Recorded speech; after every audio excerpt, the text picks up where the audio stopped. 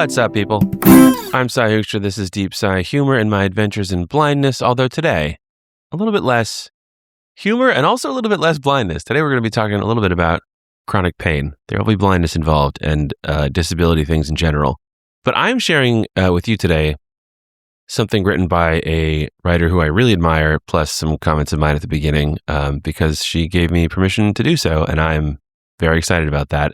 Before we get to that, though, as always, go to deepsy.net to become a paid subscriber. Support everything I do here and everything I do everywhere on the internet, writing and podcasting, funny stuff, usually about blindness and disability.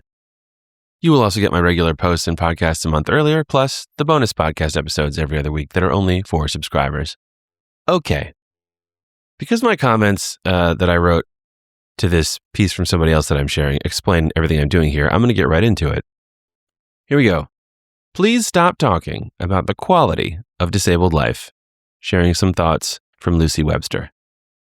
Sighted people are usually surprised to learn there is endless discussion among blind people about whether we would want to see if given the opportunity. The point of confusion is simple.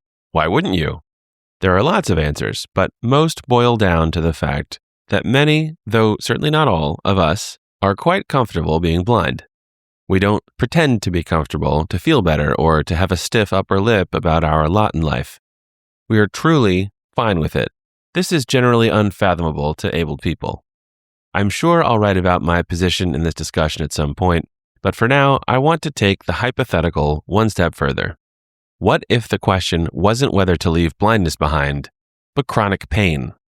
Then surely the answer would be an unequivocal, yes, I'd do it, right? Not exactly unequivocal. Lucy Webster is a British journalist and disability activist with cerebral palsy. She also has chronic pain, or she used to.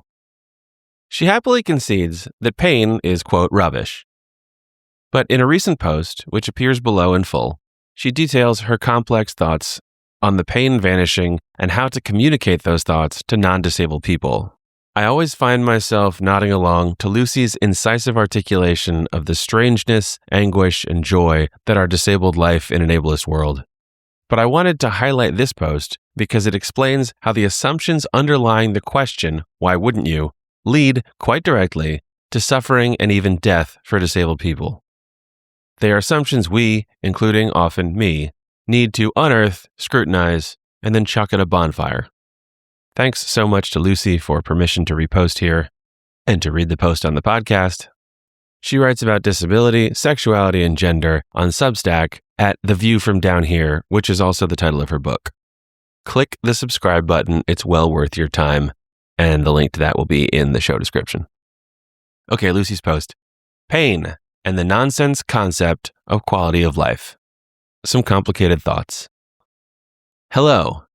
Whisper it. For the last 2 weeks, I haven't been in pain.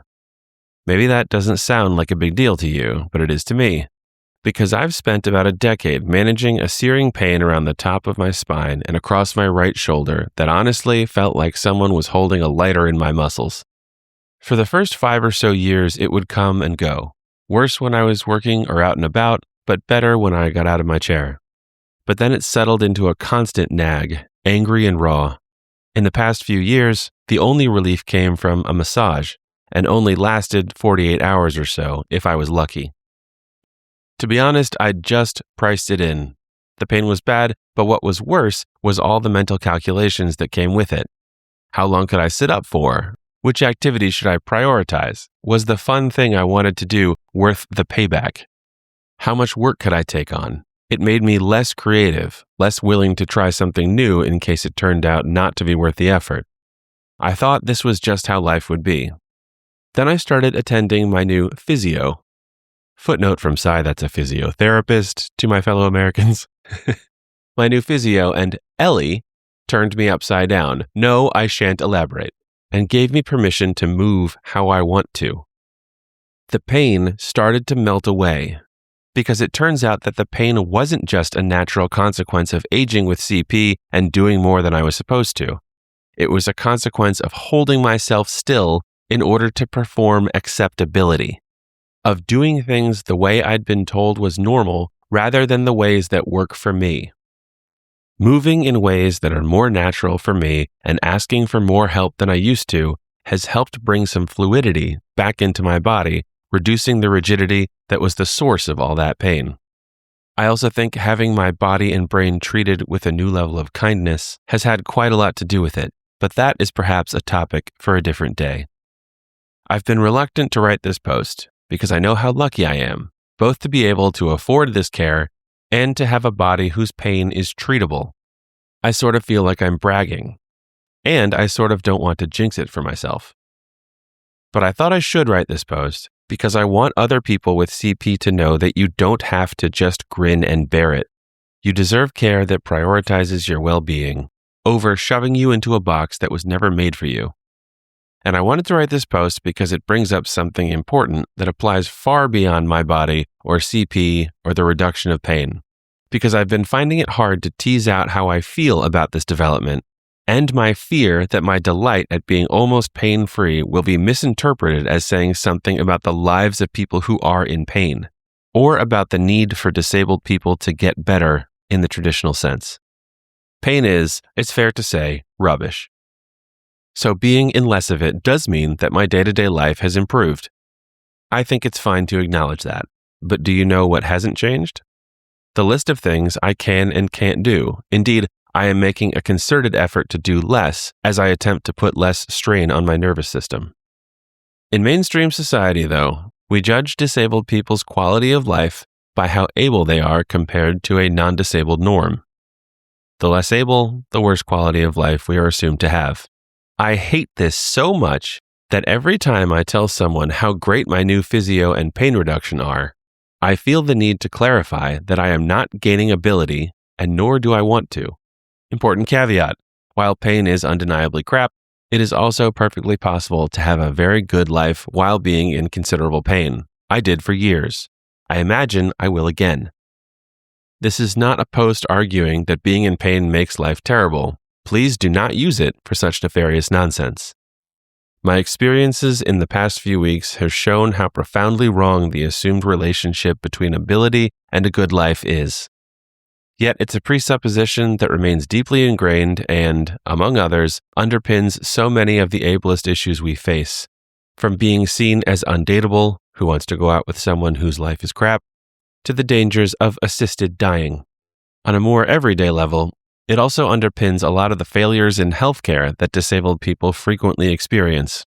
If medical professionals are only ever interested in improving ability, they often ignore the things that disabled people actually want help with, like pain or sleep issues or something entirely unrelated to their primary impairment. It's also behind the gross ways we think and talk about disabled kids, the comparisons with non-disabled milestones, the focus on doing things normally rather than with ease, the hours spent at physio and speech and language therapy rather than just playing, the praise for fitting in rather than being yourself.